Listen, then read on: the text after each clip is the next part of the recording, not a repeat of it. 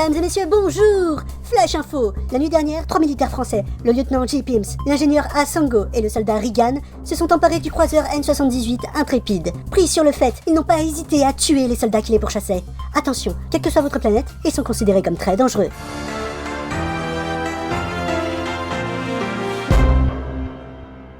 Comment ça, vous n'avez pas pris vos armes? Mon lieutenant, c'est pas vous qui nous aviez dit de s'équiper léger? Ouais, mais en attendant, vous, Sango, vous vous trimballez des CD d'installation Windows et l'autre con des bouteilles de rhum, alors que vous auriez au moins pu prendre vos pistolets à plasma. Eh mais ils ont été utiles mes idées d'installation. Et mes bouteilles aussi. Si ça peut vous dépanner, j'ai toujours un trombone sur moi. Mais bordel, qui m'a refourgué une équipe pareille? Vous-même, mon lieutenant. Pour une fois, je suis d'accord avec lui. Et d'ailleurs, je crois que ça devrait plutôt être à nous de vous en vouloir. C'est à cause de vous qu'on se retrouve en direction d'un trou noir avec pour seule compagnie un vieillard qui a dormi 5 ans dans un vaisseau pourri. Pas de ma faute si les couchettes sont confortables. Peut-être, mais si on réussit, on sera riche. Et surtout, nous aurons la fierté et l'honneur d'avoir sauvé une planète. Mon grand-père disait toujours que l'honneur paye bien. Bon, et qu'est-ce qu'on va en faire du vioc? Un jour à la télé, j'ai vu qu'il fallait toujours éliminer les témoins. Je vous demande pardon? Ah, on a déjà volé un vaisseau et tué 2-3 soldats. Faudrait quand même pas rallonger la note. Un de plus, un de moins. Et puis de toute façon, officiellement, il est déjà mort. Si je peux donner mon avis sur la question, je pense pouvoir être utile dans votre quête. Ah oui, et comment? Grâce à mes connaissances hors du commun. Ça se défend. C'est vrai qu'il pourrait toujours confirmer ou pas les théories de Regan. Comme pour cette histoire de trou noir, par exemple. Mais dans ce cas, on n'a plus besoin de Regan. Mais moi aussi je peux me trouver une utilité, hein. Je suis bien curieux de voir ça. La classe de bouclier humain, ça tient toujours? Finalement, je suis d'avis qu'on ne le tue pas tout de suite. Ouais, moi aussi. Et puis mine de rien, le vieux il a peut-être des connaissances, mais ça fait 5 ans qu'il n'a pas fait de mise à jour. Donc Regan pourrait toujours combler les trous. Mais du coup, le professeur ne pourrait pas confirmer. Effectivement. On n'est pas dans la merde.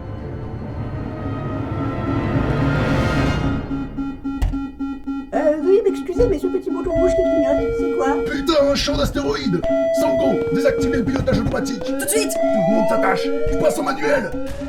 Selon mon savoir, nous avons 1,14% de chance de nous en sortir vivants. Feu pas mourir. Et merde, on est touché! Et on a perdu les boucliers! Nos chances de survie viennent de passer à 100,27%. Vous remballez votre science 2 minutes! Lieutenant, attention, un iceberg droit devant! Jack, ne me quitte pas! Un capitaine veut toujours sombrer avec son navire. L'écart de l'océan restera à jamais enfoui dans les eaux glaciales de l'Atlantique. Quelqu'un peut m'expliquer ce qu'on raconte là? Le mal de l'espace combiné à la folie dépressive peut avoir parfois des effets quelque peu étranges. En attendant, on a toujours ce foutu d'astéroïde géant droit devant nous!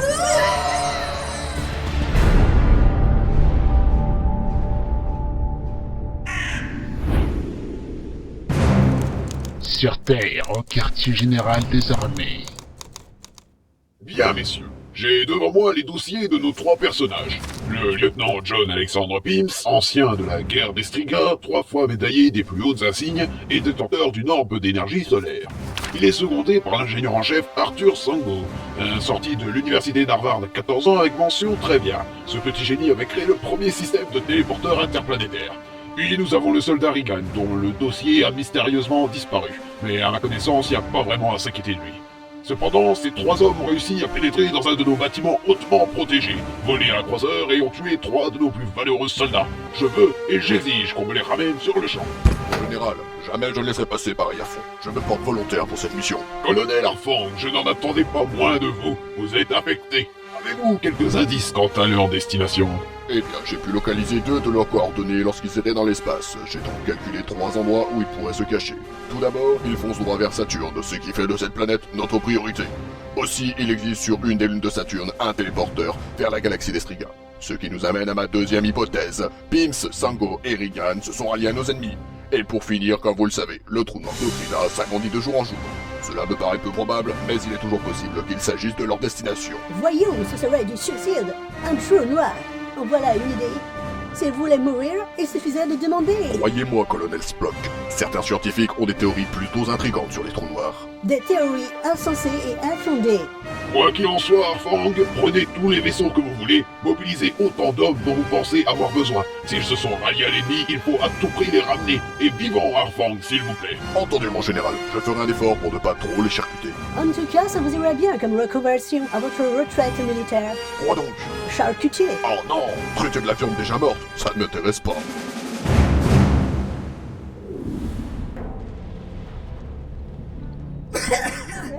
Ah bon sang, on est encore vivant? Sur les 0,01% de chance de survie au moment de la collision, cela relève du miracle. Lieutenant, réveillez-vous mon lieutenant! Pas tête de canard. Vous avez rien de cassé? Non, je crois que ça va. En relevant le vaisseau face à l'astéroïde, la force d'attraction de celui-ci nous a permis d'atterrir. Vous appelez ça atterrir? Le vaisseau est dégommé de partout! Mais nous sommes vivants. Oh, non, mon vaisseau, mon bel intrépide, qu'ai-je fait? Une manœuvre qui nous a inconsciemment sauvé la vie. Oui, ça va, on est tous vivants, on a compris. Tous? Où est Regan? Merde, c'est vrai, il est passé où ce con?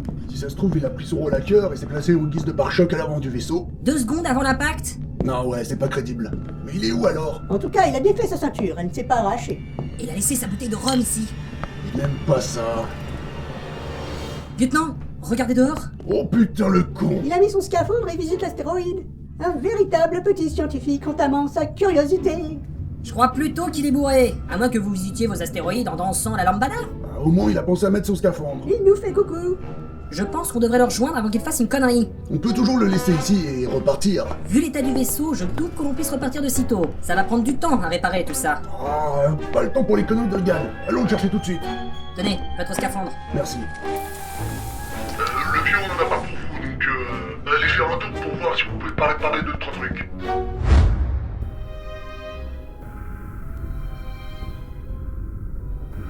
J'ai comme une étrange impression.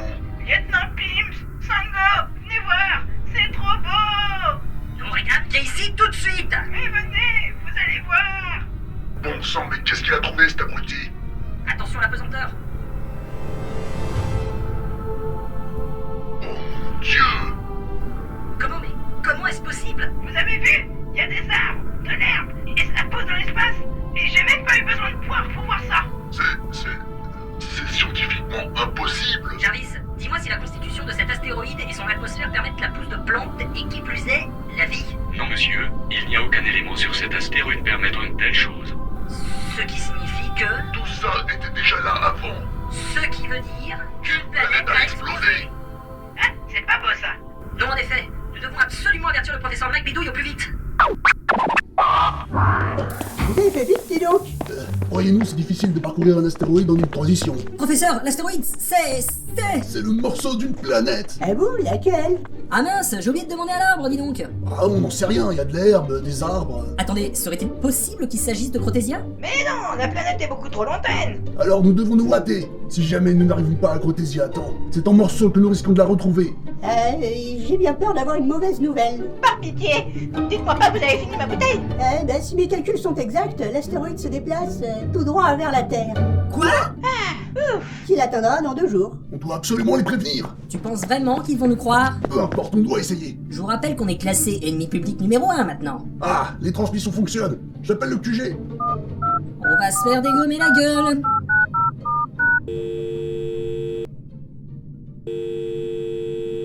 Allô? Qui êtes-vous et comment avez-vous eu cette ligne privée? Ici le lieutenant Pims, commandeur de l'Intrépide. Je suis profondément désolé pour nos récents actes, mais nous avions nos raisons. Quoi? Lieutenant Pims, espèce de crapule! Monsieur, Putain, on capte rien avec cette machine de merde! Nous avons découvert un astéroïde géant. Nous souhaitons rétablir les intérêts de l'armée à notre encontre. C'est pourquoi nous vous prévenons qu'il se dirige vers la Terre, qu'il frappera dans 2 jours. Putain de machine! Nous avons un astéroïde géant. Nous souhaitons les intérêts de l'armée. C'est pourquoi il se dirige vers la Terre, qu'il frappera dans 2 jours. Oh l'enfoiré! Il ose nous menacer! Colonel Spock, vérifiez ses dires, analysez la fréquence, trouvez leurs coordonnées et dites-moi s'ils possèdent un tel astéroïde! Bien, mon général. Alors... God save the Queen! Eh bien quoi? Parlez, voyons! Ils sont en effet sur un astéroïde. Il fait plus de 500 km de diamètre et il se dirige droit vers nous. Nous sommes fichus!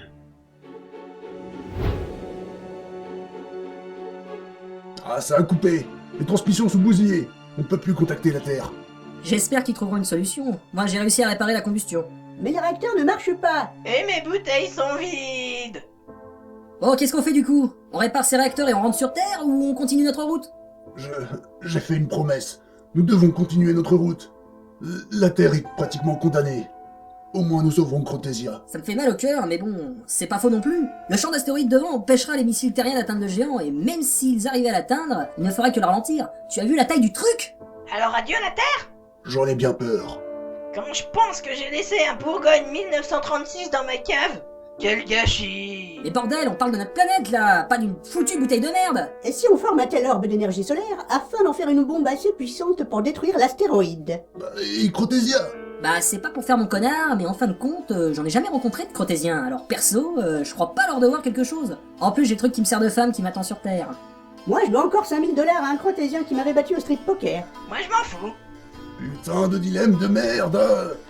Je propose qu'on tire au sort l'avenir des planètes. J'ai une pièce, pile, on sauve Crotésia, face, on sauve la Terre. Regan, je vous prendrai une bouteille ou deux pour oublier ça un jour. Hé, pas toucher à mes précieuses! Bon alors c'est parti.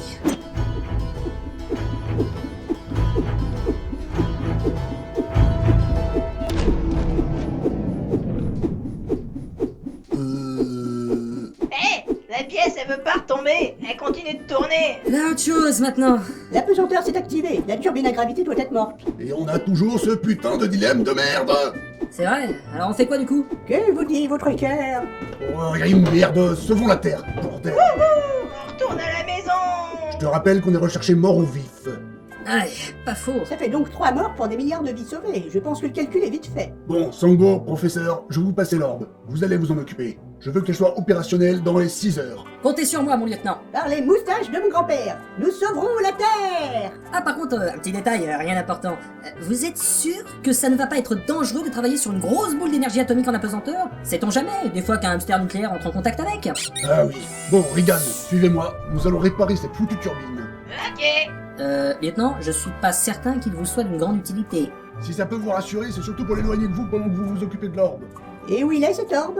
Ah, dans la boîte à gants, calée entre la clé mort et le C4. On vous a déjà dit que vous étiez un danger public?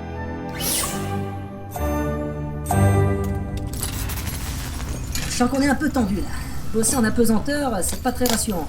Ça vous dérange pas si j'allume la radio? Oui, oui, allez-y.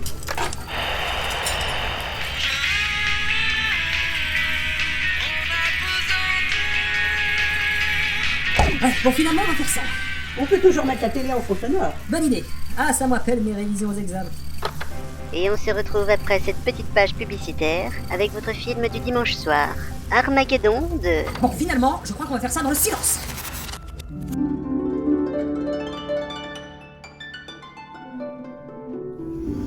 Regan, passez-moi la clé à molette qui flotte là-bas. Oui monsieur. Wouhou, je plane. Putain, mais quelle idée j'ai eue. 3 heures que j'essaie de réparer cette merde, et je dois me taper le mec le plus abruti de toute la planète. Qu'est-ce que vous avez dit? Non, je disais que... Oh, merde, filez-moi cette clé. Tenez. Alors, si j'arrive à revisser ça correctement...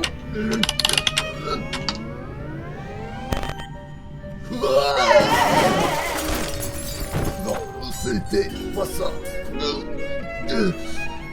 Alors, comme ça...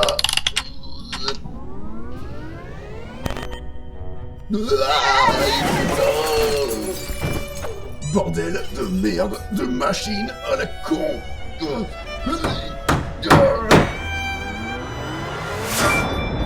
Gravité équilibrée. Ben voilà. Ouais, rien de mieux que les bonnes vieilles méthodes. À tous les coups, ça va avoir cassé mes bouteilles. Elles sont vides. C'est fait pour être rempli, une bouteille vide, mon commandant. Merde, Sango est vieux. Bon sang, j'espère qu'ils vont bien. Ça peut aller l'air de Dieu, Odin, Bouddha, là y avait Zeus et tout le Bataclan, fait que je suis encore vivant. L'orbe de rester en apesanteur. Incroyable. Elle doit avoir sa propre gravité. Ça nous aura probablement sauvés. Sango, professeur, vous allez bien? Bien sûr, bien sûr. Mais regardez. L'orbe flotte toute seule. On dirait un petit soleil. Est-ce qu'il est opérationnel? Un seul miracle par jour, mon lieutenant. Avec tout ce bordel, j'ai perdu mes outils. Désolé, cette turbine m'a donné du fil à retordre. Messieurs, j'ai une annonce à vous faire. Le hamster nucléaire a disparu. Avec les contrastes de gravité, nous avons quitté l'astéroïde. Ah, ça va, je m'attendais à pire. Et les réacteurs ne marchent toujours pas. Ah, Et qu'est-ce qui se passe alors? Bah on est à la dérive. attendez, j'ai peut-être une solution. Regan, donnez-moi la clé à molette. Tenez, mon lieutenant. Je reviens dans 30 secondes. Regan, tu peux m'expliquer ce qu'il va foutre? Bah... Sûrement un éclair de génie. Saloperie de putain de machine de merde, tu vas marcher. Et voilà le travail. Soit c'est du génie, soit c'est de la chance. On doute un peu des deux. Messieurs, comprenez-vous à vos sièges. Direction la Terre. Vers l'infini et l'au-delà.